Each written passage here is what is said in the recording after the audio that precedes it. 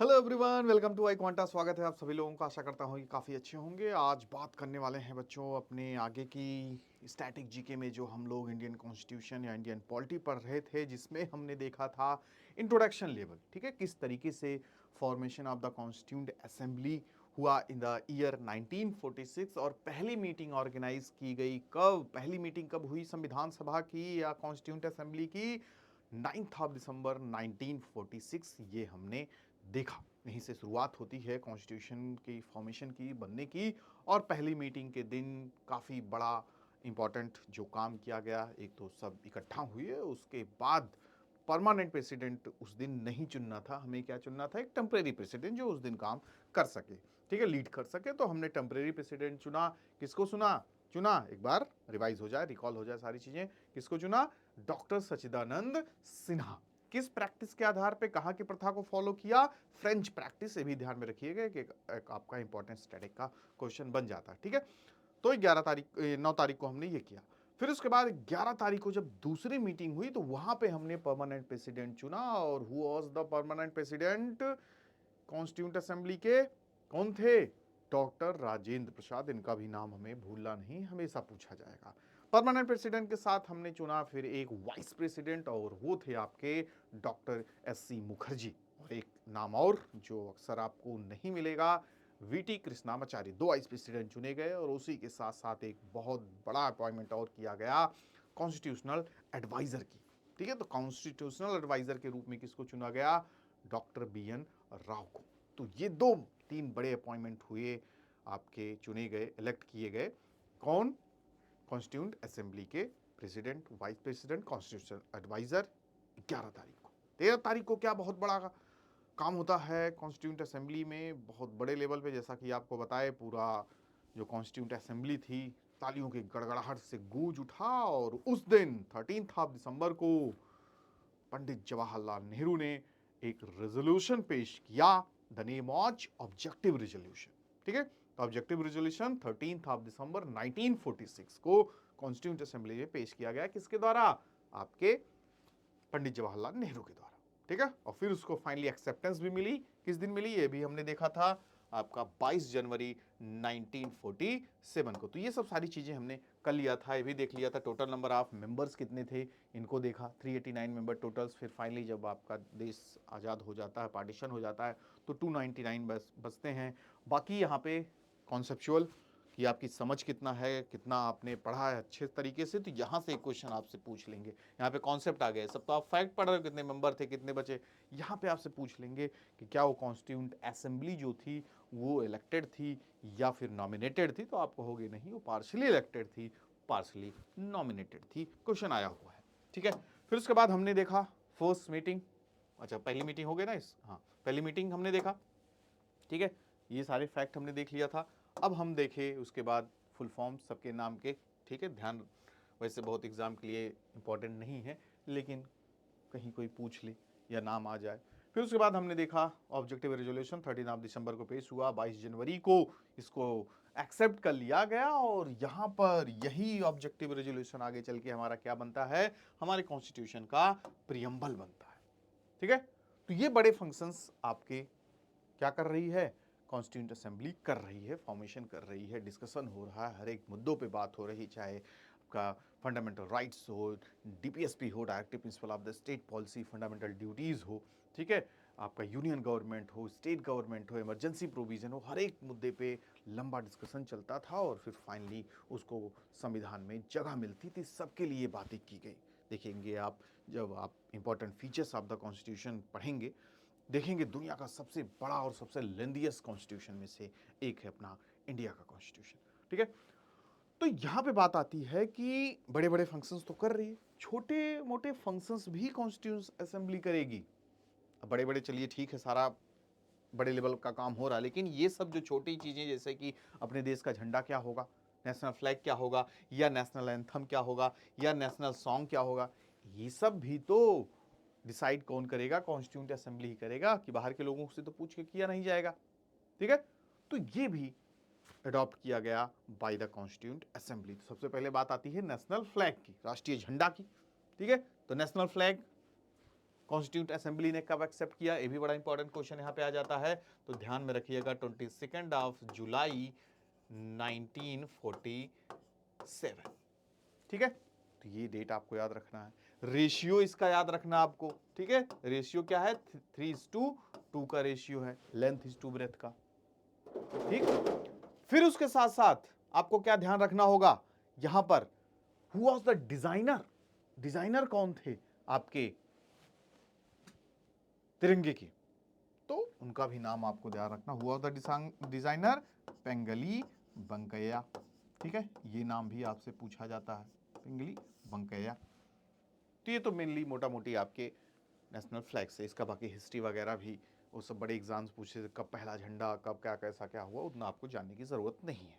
यहाँ पे वंदे मातरम आपका क्या है, नेशनल सॉन्ग है, ये भी ध्यान में रखिएगा, कभी कभी कंफ्यूज हो जाते हैं लोग नेशनल सॉन्ग और नेशनल एंथम में। तो नेशनल एंथम हमारा क्या है, जनगण मनगढ़, और उसके साथ साथ वंदे मातरम हमारा क्या है, नेशनल सॉन्ग। दोनों का बराबर देखा जाए तो इज्जत, रिस्पेक्ट, इक्विवेलेंट दोनों को बराबर माना जाता है। ठीक है, तो इसके फैक्ट्स, तो नेशनल एंथम के फैक्ट्स आपसे पूछ लिए जाते हैं। नेशनल एंथम जैसे किसने लिखा, तो आपको पता होना चाहिए रविंद्रनाथ टैगोर जी ने। कितने सेकंड में गाया जाता है, 52 सेकंड में गाया जाता है। ठीक है, फिर कभी कभी पूछ लेते हैं ये फर्स्ट स्टैंजा और लास्ट स्टैंजा को गाने में ये मैक्सिमम, जैसे ये तो सबको पता है, ठीक है ना, फर्स्ट एंड लास्ट को गाने में कितना लगता है, तो 20 सेकंड। ये इंपॉर्टेंट क्वेश्चन बन जाता है।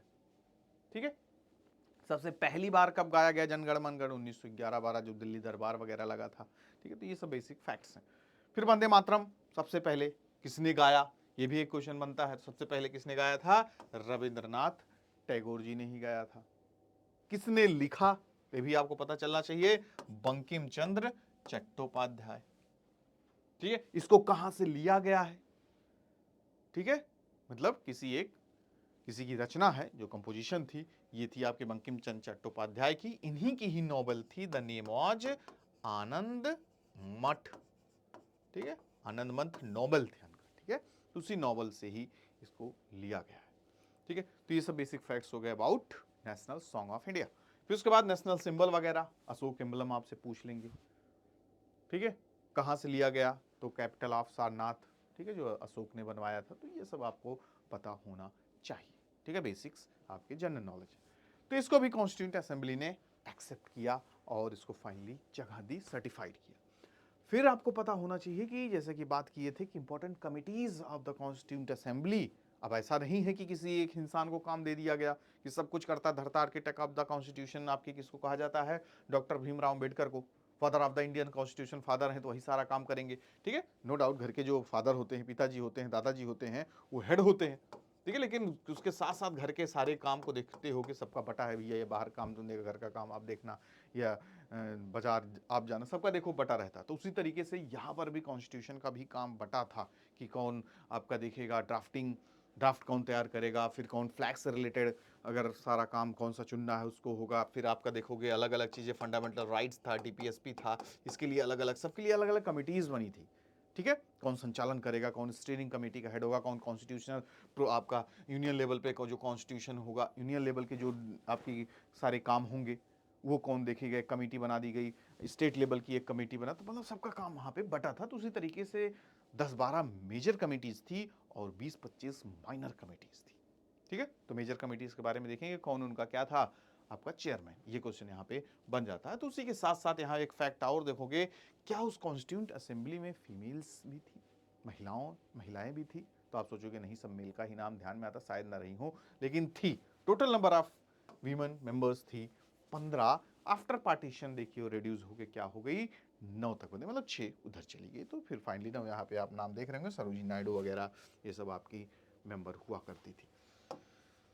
फिर हम बात करते हैं इंपॉर्टेंट कमिटीज की, या चेयरपर्सन ऑफ द कमिटीज। ठीक है, वो कौन कौन सी, जैसे अभी बता रहे थे आपके इंपॉर्टेंट कमिटीज हैं, तो ये इंपॉर्टेंट कमिटीज हैं, उनके ये चेयरपर्सन है, यानी चेयरमैन। तो union power committee the most important committee. ठीक है, क्योंकि जो यूनियन लेवल की कमेटी, यहाँ पे आपको देखिए वो भी थोड़ा आपके लिए ट्रिक या आसान करने के लिए, तो जो यूनियन से रिलेटेड कमिटीज होंगी, उनके जो चेयरमैन होंगे, हेड होंगे, ध्यान में रखिएगा, वो जवाहरलाल नेहरू होंगे।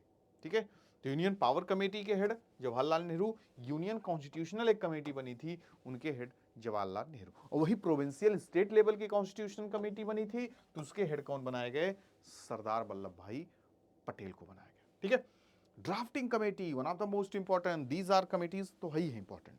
ठीक है, उसमें से जो सबसे इंपॉर्टेंट कमेटी आपकी आ जाती है वो है ड्राफ्टिंग कमेटी। ठीक है, तो ड्राफ्टिंग कमेटी के हेड आपके B R Ambedkar, rules of procedure committee के हेड आपके doctor Rajendra Prasad, steering committee संचालन समिति के अध्यक्ष कौन थे? डॉक्टर राजेंद्र प्रसाद। ठीक है, advisory committee on fundamental rights, देखिए इन सब पे कमेटीज बनी थी जिसके हेड आपके वल्लभ भाई पटेल जी थी। ठीक है, states committee Jawaharlal Nehru, national flag and HOC committee, ये भी ध्यान, नेशनल फ्लैग वगैरह ये आपसे पूछ लिया गया है कई बार एग्जाम में। ठीक है, Rajendra Prasad and committee for the function of the constitution assembly, वो थे जीबी मावलंकर। यही आगे चल के जीबी मावलंकर क्या थे? लोकसभा स्पीकर भी पहले यही बनाए गए थे। तो एक क्वेश्चन आपका और बन जाता है, who was the first Lok Sabha speaker of India? तो जीबी मावलंकर। ओके बच्चों, चलिए आगे बढ़ते हैं। क्या है हमारे पास इंपॉर्टेंट फैक्ट? यस, जो अभी हमने पढ़ा, drafting committee one of the important committees of the constituent assembly, तो उसी में से यहां पे सबसे ज्यादा इंपॉर्टेंट हो जाता है क्योंकि ड्राफ्टिंग कमेटी का नो डाउट बहुत बड़ा इंपॉर्टेंट रोल रहता है। तो यहां पे आपसे मेंबर्स पूछे जाते हैं एग्जाम में, आप पूछ लिया जाएगा कि इनमें से कौन से ड्राफ्टिंग कमेटी के मेंबर नहीं थे, तो सबका नाम भी जानना जरूरी है। टोटल मेंबर कितने थे? तो 7 टोटल मेंबर थे, ये भी आपसे पूछी गई है। ठीक है, क्वेश्चंस। ठीक है, तो मेंबर्स कौन कौन थे? डॉक्टर भीमराव अंबेडकर चेयरमैन, इनको याद रखना है आपको। अल्लाद कृष्णा स्वामी अय्यर। ठीक है, एटलीस्ट आप नाम याद कर लोगे तो कम से कम एग्जाम में आएगा। कौन नहीं थे तो आप क्या करोगे? एलिमिनेट कर सकते हो। तो अल्लाद कृष्णा स्वामी अय्यर, डॉक्टर के एम मुंशी, एन गोपाल स्वामी अयंगर, फिर सैयद मोहम्मद सादुल्ला, एन माधव राव और टी कृष्णामाचार्य। इनका फुल फॉर्म बड़ा नाम भी आपको देखिए बता दिए हैं। तो ये जो 7 मेंबर हैं इनका नाम आपको ध्यान में रखना है। इसमें से आपको क्या करना होगा? एलिमिनेट करना होगा, एग्जाम में आएगा तभी। बाकी 1-2 मेंबर और थे, बीच में एक की मृत्यु हो गई तो फिर आप दूसरे आए, तो वो काफ़ी डीप हो जाता है, एग्जाम के लिए उतना इंपॉर्टेंट नहीं है। यहाँ पे यही आपके लिए इंपॉर्टेंट बन जाता है। ठीक है, आगे क्या इंपॉर्टेंट ऑब्जेक्टिव है हमारे सेशन का कि आपको जानना होगा। कॉन्स्टिट्यूशन ऑफ इंडिया फाइनली देखिए बन के तैयार हो चुका है। टोटल जो सेशंस हुए थे 11 सेशंस हुए थे। ठीक है, 11 सत्र बुलाए गए थे। जो टोटल समय जो लिया संविधान बनने में, the most important fact exam के लिए, 2 साल 11 महीना 18 दिन बनने में लगे। क्यों इंपॉर्टेंट है? क्योंकि एग्जाम में पूछा जाता डायरेक्ट, और उसके साथ साथ जो चारों आपके सामने ऑप्शंस होंगे वो मिलते जुलते रहेंगे। 2 साल 11 महीने 18 दिन, 2 साल 11 महीना 12 दिन, 2 साल 10 महीना 18 दिन, इस तरीके से करके आ जाएंगे। तो एग्जैक्ट आपको याद रखना होगा।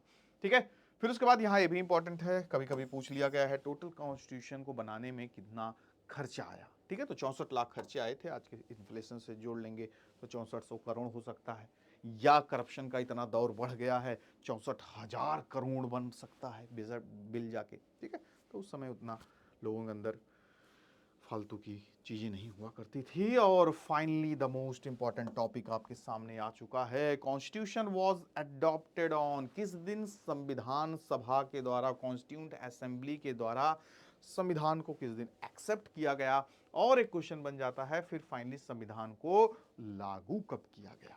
ठीक है, तो हमने फाइनली कॉन्स्टिट्यूशन को बना लिया और 26 नवंबर 1949 को देखिए यहां पे बाबा साहब भीमराव अंबेडकर जी राजेंद्र प्रसाद को फाइनल ड्राफ्ट सौंपते हुए, ठीक है, तो लीजिए फाइनली एक्सेप्ट कीजिए। तो 26 नवंबर 1949 को एक्सेप्ट कर लिया गया। और उसको क्या क्या मेंशन किया गया, क्या क्या चीजें इसमें मेनली थी? 8 शेड्यूल थे, 22 पार्ट्स थे, 395 आर्टिकल्स थे। तो ये at the time of commencement of the constitution, जब आपका संविधान बन गया, जब लागू किया गया, तो टोटल आपके 8 शेड्यूल से, ध्यान में रखना, ये बहुत बार जिस साल जैसे 2 साल 11 महीना 18 दिन का पूछा जाएगा ना, उसी तरीके से शेड्यूल पार्ट्स एंड आर्टिकल का पूछा जाएगा। तो ये आपका फिक्स है, बदलने वाला नहीं। जैसे आज के समय चीजें देखो, अभी इतना साल आपका आजाद हुआ देश को, संविधान को लागू हुआ, तो काफी चीजें बदल गई हैं। 8 शेड्यूल की जगह आपके 12 हो गए हैं, 22 पार्ट की जगह 25 पार्ट हो गए हैं, 395 आर्टिकल्स की जगह 500 के करीब पहुंच रहे हैं। ठीक है, तो करंट सिनेरियो भी ध्यान में रखना आपको। उसके साथ साथ ये जो फिक्स है, स्टैटिक है, इसको भी याद रखना है। भी आपके चारों ऑप्शंस में लगभग 1-2 आपका डिजिट बदल देंगे तो एग्जैक्ट आपको पता रहेगा, एटलीस्ट आप सही जवाब दे पाएंगे। ठीक है, तो फाइनली 26 नवंबर 1949 को एक्सेप्ट किया गया, अडॉप्ट किया गया और लागू कब किया गया कॉन्स्टिट्यूशन, केम इनटू फोर्स किस दिन, 26 ऑफ जनवरी 1940 1950, ठीक है, लागू जब हुआ ना 1950, 26 जनवरी 1950, इसी दिन हम क्या मनाते हैं, रिपब्लिक डे मनाते हैं, ठीक है। और रिपब्लिक डे किसके बराबर है, उतना ही हम इंपॉर्टेंस देते हैं 15 अगस्त को।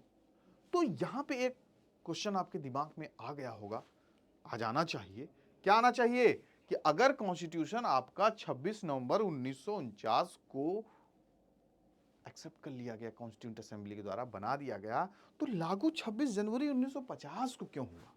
2-3 महीना यानी 26 नवंबर से दिसंबर, दिसंबर से जनवरी, ठीक है, 2 महीना, ठीक है। क्यों वेट किया गया है, व्हाट वाज द रीजन, 2 महीना और समय ले लेते बनाने में ही, तो थोड़ा बहुत काम बाकी है, ड्राफ्टिंग का हो गया, फाइनल टच देना बाकी है, एक ही दिन रखते, उसी दिन एक्सेप्ट करके उसी दिन लागू कर देते। आप लोग के लिए दिक्कत हुई, एक दिन अडॉप्टेशन का दिन याद करो, एक दिन लागू होने का दिन याद करो, क्या कारण था। तो इसके पीछे एक कहानी थी, कहानी इन द सेंस कि रियल लाइफ इंसिडेंट था, ठीक है। तो कहानी ये थी, जानना जरूरी क्योंकि ये इंपॉर्टेंट, ये पूछा जाता आपके। कहानी ये थी कि जैसा कि आपको पता होगा कि स्टार्टिंग में फ्रीडम स्ट्रगल जो हमारा फेज चल रहा था, 1920s का 30s का समय आ रहा था, तो हमारी शुरू से मांग यही थी कि आपके जो क्या हुआ करते, जो लीडर्स हुआ करते थे, जैसे कि बाल गंगाधर तिलक हो गए या दादा भाई नेहरू जी, पुराने लीडर्स, तो इनका ही मानना था कि डोमिनियन स्टेटस हमें मिल जाए, हमारे यहाँ पे ही क्या चलता रहे, सब कुछ हम नीचे गवर्नमेंट चलाते रहें, ऊपर बॉस बन के ब्रिटिश गवर्नमेंट रहे, ठीक है, एक अंतरिम सरकार बना के काम करे। तो ये शुरू से हमारा डोमिनियन स्टेटस, स्वराज हमें मांग थी। लेकिन जब देखा जा रहा है स्वराज हमें मिलने का नाम ही नहीं ले रहे हैं, और उसी के साथ साथ 20s 30s का वक्त आ चुका है, भगत सिंह जैसे आपके रिवॉल्यूशनरी लीडर्स आ चुके हैं जो पूरे देश में नेशनलिज्म जमा दिए हैं कि देश से उखाड़ फेंको इस पूरी ब्रिटिश हुकूमत को, ठीक है, ये पूरा देश में पूरा चल चुका है, सबके अंदर एकदम नेशनलिज्म की भावना आ चुकी है। उसी के साथ साथ सुभाष चंद्र बोस, नए नए लीडर्स आपके जवाहरलाल नेहरू, वल्लभ भाई पटेल, नए लीडर्स आ रहे हैं जिनको अब डोमिनियन स्टेटस नहीं चाहिए, स्वराज नहीं चाहिए, क्या चाहिए अब, पूर्ण स्वराज चाहिए। तो उस पूर्ण स्वराज को पाने के लिए हमने एक दिन चुना, हमने एक रेजोल्यूशन पास किया जो लाहौर रेजोल्यूशन आपका है। तो उसमें हमने रखा कि अब हमारा जो आगे लक्ष्य होगा, हमारी जो सरकार से मांग होगी, क्या होगी, पूर्ण स्वराज, ना कि स्वराज, कंप्लीट इंडिपेंडेंस, ठीक है। तो उसी कंप्लीट इंडिपेंडेंस के दिन हमने एक दिन चुना, कंप्लीट इंडिपेंडेंस का एक दिन मनाएंगे और उसी दिन हम देश का अपना झंडा लहराएंगे। तो रावी नदी के किनारे, लाहौर में रावी नदी के किनारे हमने 26 जनवरी 1930 को, ठीक है, दिसंबर 29 में रेजोल्यूशन पास हुआ और अगले महीना 26 जनवरी 1930 को रावी नदी के किनारे हमने झंडा अपनाया, झंडा लहराया, और हमने क्या रेजोल्यूशन अपनाया कि अब हमारा लक्ष्य क्या होगा, देश को पूर्ण स्वराज बना के रखना, यहां से ब्रिटिश हुकूमत को बाहर फेंकना, ठीक है। तब से हर साल हम लोग 26 जनवरी को क्या मनाने लगे, इंडिपेंडेंस डे, ठीक है।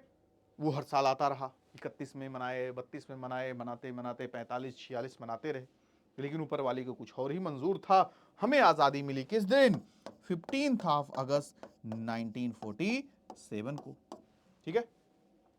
अब इस दिन हम अपनी फॉर्मल आजादी दिवस मनाने लगे, ऑफिशियल हमारी आजादी का दिन हो गया। तो हर साल अब ये आने लगा, 15 अगस्त 1947, 48, 49, 26 जनवरी भी उसी बीच आता था। जो जो आप 30 से लेके 47 तक मनाए हो, तो भाई ऑब्वियस सी बात है कि आपके दिल में वो धक धक हो जाएगा, यार 26 जनवरी हमारा इंडिपेंडेंस डे हुआ करता था। तो जब ये आपका एक्सेप्ट किया गया, अडॉप्ट किया गया, तो लोगों के दिमाग में ये बातें आई, उस दिन का इंपॉर्टेंस था ही, सबको पता था। तो लोगों ने बोला क्यों ना 2 महीना हम वेट कर लें, 26 जनवरी आ रहा है और उसी दिन इस अपने संविधान को लागू कर देंगे और देश उसी दिन गणतंत्र घोषित हो जाएगा, बहुत बड़ा इवेंट भी है। तो इसीलिए हमने वो दिन चुना, 26 जनवरी 1930 का दिन, 26 जनवरी 1950 का दिन, और हमने उस दिन क्या किया, कॉन्स्टिट्यूशन को लागू कर दिया और इंडिया क्या हो गया, एक रिपब्लिक नेशन, गणतंत्र राष्ट्र घोषित हो गया, और हम उसको रिपब्लिक डे मनाने लगे, बराबर दर्जा दिया जैसे 15 अगस्त, उसी तरीके से 26 जनवरी। तो ये इंपॉर्टेंस था आपके